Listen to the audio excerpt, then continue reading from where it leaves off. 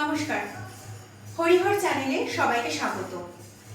রীতিশিক্ষা study পয়েন্টের পক্ষ থেকে আজকে আমরা একটা আলোচনা রাখতে চাই, যে আলোচনাটা সায়েন্স রিলেটেড আলোচনা। বিশেষত সায়েন্সের ভয় কিভাবে আমরা কাটাতে পারি সেই নিয়ে আলোচনা। তো সায়েন্সের মধ্যে কি কি সাবজেক্ট রয়েছে আমি যদি ক্লাস 9 থেকে বলি, তাহলে physical science, life science and mathematics. তো আমাদের সবচেয়ে বড় সমস্যাটা কোথায় হয়? বিশেষ করে ম্যাথমেটিক্স এবং ফিজিক্যাল সায়েন্স পড়তে গিয়ে। কি সমস্যা? ওরে বাবা, অঙ্ক, ওটা করতে খুব ভয় লাগে। কেন অঙ্ক করতে আমাদের ভয় লাগে? অঙ্কর প্রতি আমাদের একটা ভীতি কাজ করে। অঙ্ক করার আগেই আমরা কোথাও যেন মন থেকে সরে যাই।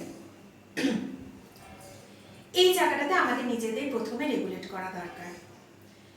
দেখো, আমরা কিন্তু আমাদের মনকে রেগুলেট করতে পারি। একটু ভেবে দেখো, যে কোনো কিছু করার সময় আমরা কিন্তু মনের এগেইনস্টে খুব একটা কাজ করি না। তার মানে আমরা মনকে রেগুলেট করে, মন যদি আমাদের সমর্থন করে বা আমরা যদি মনকে সমর্থন করিয়ে নিতে পারি, তবে আমরা সেই কাজটা খুব ভালোভাবে করতে পারি। তাহলে এটা কেন আমরা অ্যাপ্লাই করব না ম্যাথের ক্ষেত্রে? করতেই পারি। তাহলে প্রথমে ম্যাথ করার আগে আমরা ভেবে নেব দুটো জিনিস। এক, ম্যাথ কোনো ভয়ের বস্তু না। দুই, ম্যাথ করতে গিয়ে আমরা বিরক্ত হব না। একবার না মিললে আমাদের মধ্যে যেন একটা জেদ চেপে যায়, যে একবার মিলল না, দুবার মিলল না, তিনবার মিলতে বাধ্য। এই দুটো কাজ যদি তোমরা করে ফেলতে পারো, তোমাদের এই যে ভয়, এই যে ম্যাথের প্রতি, সায়েন্সের প্রতি ভয়, এই 50% তোমরা পার করে ফেললে। বাকি 50% কি করে পার করবে? রেগুলার প্র্যাকটিস করে। কিভাবে প্র্যাকটিস করব? আমরা কি রোজ নতুন অঙ্ক করব বা রোজ পুরনো অঙ্ক করে যাব? প্র্যাকটিস কিভাবে করব, এটা খুব ইম্পর্টেন্ট, খুব ইম্পর্টেন্ট।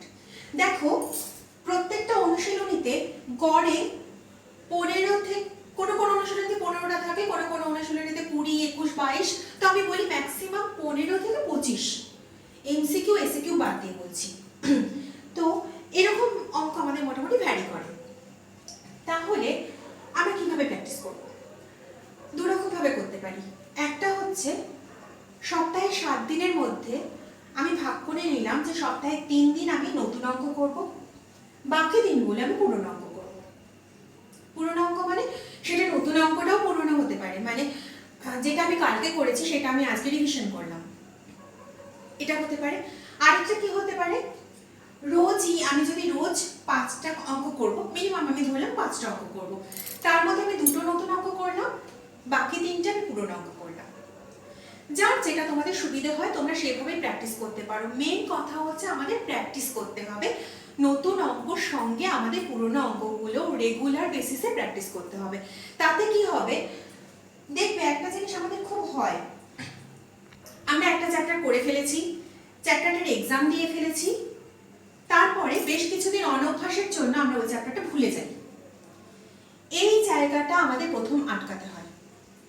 এটা শুধুমাত্র ম্যাথের ক্ষেত্রে আটকাতে হয় তা নয়, ফিজিক্যাল সায়েন্সের ক্ষেত্রেও আমাদের এই জায়গাটা আটকানো খুব দরকার। কেন? ফিজিক্যাল সায়েন্সে আমাদের দুটো পার্ট থাকে, একটা থিওরিটিক্যাল পার্ট, একটা ম্যাথমেটিক্যাল পার্ট। আমরা ওই ম্যাথমেটিক্যাল পার্টটার জন্যই কিন্তু মেইন ফিজিক্যাল সায়েন্সকে ভয় পাই।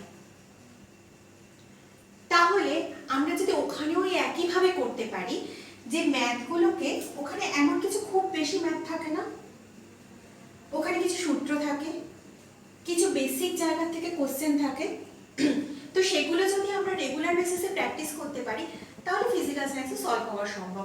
আমি ম্যাথ থেকে ফিজিক্যাল সায়েন্সে চলে এলাম শুধুমাত্র ফিজিক্যাল সায়েন্সের যে ম্যাথের পোর্শনটা আছে সেটার উপর রিলেট করে। এবার আমরা ম্যাথে ফিরে যাচ্ছি। ম্যাথ থেকে ভয় কাটাতে হলে আমাদের একটাই কাজ করতে হবে, প্রচুর প্রচুর প্রচুর প্র্যাকটিস করতে হবে। কথাই বলে, practice makes a man perfect. তোমরা সবাই নিশ্চয়ই শুনেছো কথাটা। তাহলে এখান থেকেও আমরা বুঝতে পারছি যে প্র্যাকটিস করলে আমরা খুব ভালোভাবে ম্যাথ করতে পারি, সেটা আমাদের পক্ষে পসিবল। তো কিভাবে করব? প্রথম কথা, মনকে রাজি করাবো যে আমাকে আজকে এটা করতেই হবে। প্রত্যেক দিন একটা শিডিউল করে নাও যে আজকে এই চ্যাপ্টারে 5টা বা 7টা বা 10টা ম্যাথ কমপ্লিট করব। টাইম বেঁধে নাও যে এতটা টাইমের মধ্যে কমপ্লিট করব। বিশ্বাস করো, যদি তুমি মনকে সেভাবে সেট আপ করে নাও যে আমি 1 ঘন্টা টাইম দেবো এবং 1 ঘন্টার মধ্যে আমি 10টা ম্যাথ কমপ্লিট করব, তোমাকে কেউ হারাতে পারবে না। করে দেখো, 2 দিন 5 দিন 7 দিন করে দেখো।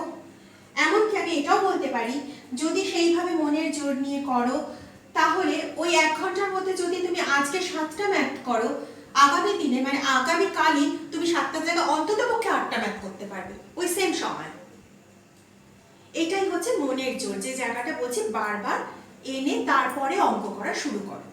এবার অঙ্ক প্র্যাকটিস করবে কি করে? তোমার যদি মনে হয় যে আমি আজকে শুধু নতুন অঙ্কগুলোই করব, তাহলে নতুন অঙ্ক করো।